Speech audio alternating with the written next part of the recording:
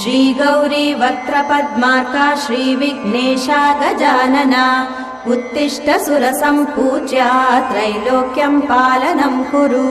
श्रीगौरी वक्त्रपद्मार्का श्रीविघ्नेशा गजानना उत्तिष्ठ सुरसम्पूज्या त्रैलोक्यं पालनं कुरु।